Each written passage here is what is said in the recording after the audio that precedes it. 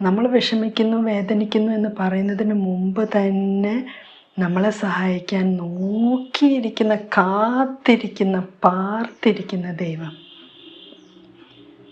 മരിച്ച് സ്വർഗത്തിലെത്തിയ ആ ദൈവത്തിനെ മുഖാഭിമുഖം കാണുന്നതിന് മുമ്പ് ഇവിടെ വെച്ച് തന്നെ നമുക്ക് ദാഹിക്കാം, ആഗ്രഹിക്കാം.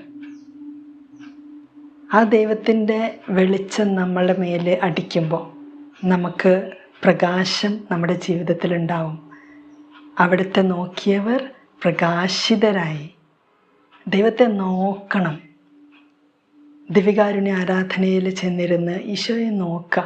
ഈശോ, എനിക്ക് പേഴ്സണലായിട്ടൊരു ബന്ധം അങ്ങുമായിട്ട് സ്ഥാപിക്കണമല്ലോ. ഒത്തിരി പേർക്കുണ്ട്, പക്ഷെ എനിക്കില്ല കർത്താവേ. കരയണം, കണ്ണീരൊഴുക്കണം. ഒരു ദിവസം നമുക്ക് ഒഴുക്കാൻ പറ്റിയ 5 തരം കണ്ണുനീരുകളുണ്ട്. പ്രേസ് ആൻഡ് വേർഷിപ്പിൻ്റെ കണ്ണീര്, സ്തുതിപ്പും ആരാധനയും. രണ്ടാമതായിട്ട് താങ്ക്സ് ഗിവിങ്ങിൻ്റെ കണ്ണുനീര്, നന്ദി പ്രകാശിപ്പിക്കുന്നതിൻ്റെ കണ്ണുനീര്. മൂന്നാമതായിട്ട് പശ്ചാത്താപത്തിൻ്റെ, മനസ്താപത്തിൻ്റെ, അനുതാപത്തിൻ്റെ കണ്ണുനീര്, tears of contrition, tears of repentance, tears of conversion, metanoia. നാലാമത്തെ ഒരു തരം കണ്ണുനീര് മറ്റുള്ളവർക്ക് വേണ്ടി മധ്യസ്ഥം പ്രാർത്ഥിച്ചുകൊണ്ട്, മറ്റുള്ളവർക്ക് വേണ്ടി കരഞ്ഞ് പ്രാർത്ഥിച്ച് കണ്ണീരൊഴുക്കാൻ നമുക്ക് പറ്റണം.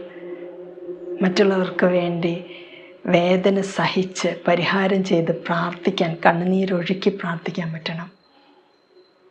അഞ്ചാമത്തെ ഒരു തരം കണ്ണുനീര് tears of joy and love, ആനന്ദത്തിൻ്റെയും സ്നേഹത്തിൻ്റെയും കണ്ണുനീര്.